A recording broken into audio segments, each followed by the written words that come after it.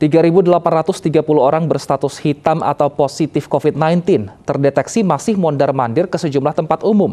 Screening dari aplikasi Peduli Lindungi membantu Satgas COVID-19 berbagi informasi pada masyarakat.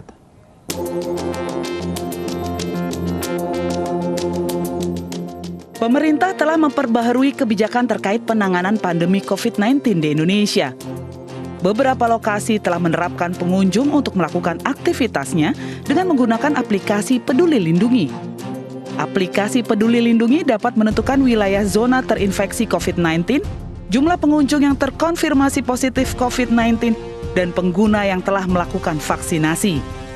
Screening aplikasi Peduli Lindungi tentu saja membantu Satgas COVID-19. Menteri Kesehatan Budi Gunadi Sadikin menyebutkan ada 3.830 orang positif COVID-19 berkeliaran atau jalan-jalan di mal, dan hal ini terdeteksi dari aplikasi Peduli Lindungi.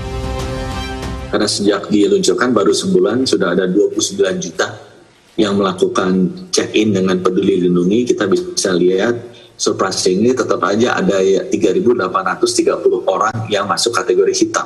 Hitam itu artinya positif COVID, tapi masih jalan-jalan, ya, masih masuk mall 3.000 orang, masih juga ke bandara 43 orang, masih naik kereta juga 63 orang, masih masuk restoran 55. Pada orang-orang ini adalah orang-orang yang sudah teridentifikasi positif COVID, yang harusnya stay di rumah atau di isolasi terpusat di karantina.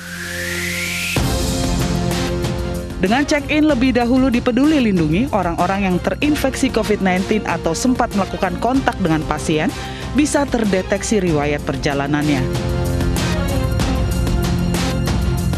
Tim Liputan iNews melaporkan.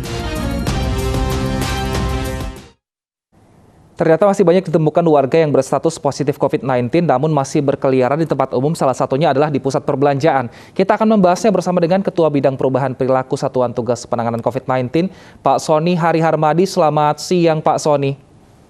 Selamat siang, Mas Wilson. Sehat selalu. Baik, sehat selalu, Pak. Pak Sony, ternyata dari aplikasi Peduli Lindungi terdapat 3.000 warga yang positif COVID-19 ini malah berkunjung ke pusat perbelanjaan. Jika sudah seperti ini, apakah nantinya di pusat perbelanjaan ini disediakan Satgas untuk langsung mengkarantina orang-orang yang keluar ini, Pak?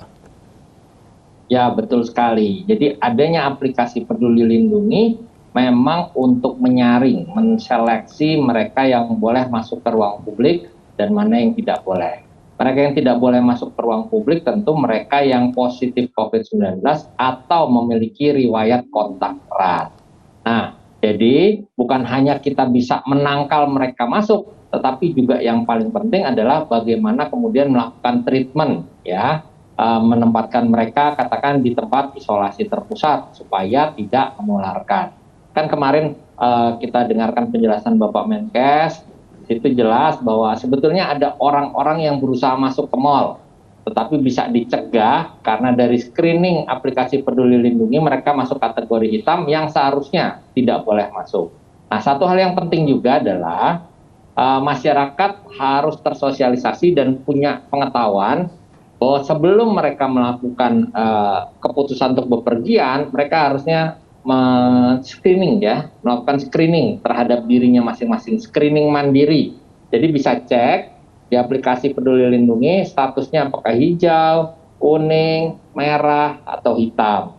Nah, kadang-kadang yang tidak sadar adalah mereka yang kontak erat, ya, dia merasa bahwa dia tidak sedang positif COVID, tetapi ternyata berdasarkan penelusuran dari data, ya, pasien terkonfirmasi positif, dia pernah dekat dengan orang ini dalam waktu katakan 15 menit. Sehingga orang mungkin kadang-kadang tidak sadar. Nah, makanya setiap institusi itu harus memiliki satgas untuk menindaklanjuti temuan-temuan tadi. Bukan hanya sekedar menolak mereka untuk tidak masuk, tetapi juga kemudian menindaklanjuti dengan isolasi atau karantina. Saat ini sudah adakah, Pak, pasien yang positif yang berkeliaran ditindaklanjuti untuk diisolasi mandiri ataupun terpusat didampingi satgas seperti itu agar tidak kabur?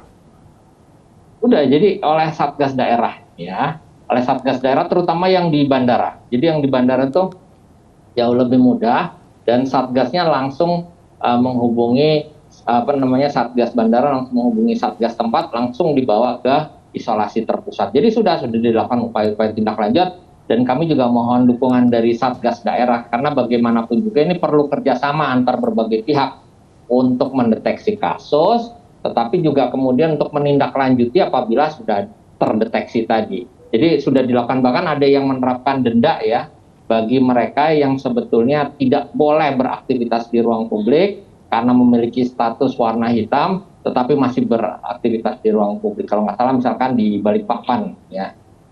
Baik, rencananya saat ini selain kantor-kantor rumah makan ataupun pusat perbelanjaan, dari Satgas dan juga Kementerian Kesehatan akan menjadikan Peduli Lindungi ini syarat. Ini di wilayah mana lagi, Pak?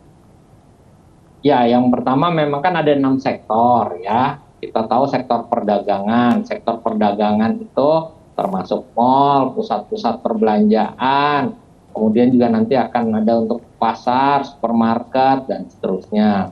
Lalu kemudian juga pariwisata ya, hotel, restoran, terus kemudian tempat-tempat pariwisata itu nanti akan memanfaatkan aplikasi Peduli Lindungi. Lalu kemudian juga kita tahu transportasi ya, di sektor transportasi ini dari mulai bandara, terminal, lalu kemudian stasiun, semua menggunakan aplikasi Peduli Lindungi. Juga untuk kegiatan-kegiatan keagamaan maupun pendidikan ya. Jadi sekolah juga nanti akan didorong untuk memanfaatkan aplikasi Peduli Lindungi. Kan ada 6 sektor yang sedang dilakukan uji coba dengan protokol kesehatan digital aplikasi Peduli Lindungi ini. Baik, terima kasih Pak Sony atas waktunya. Kita harapkan aplikasi Peduli Lindungi ini bisa diikuti oleh masyarakat sehingga bisa beradaptasi. Pemerintah juga bisa membaca data-data dari pergerakan masyarakat. Terima kasih Pak Sony atas waktunya.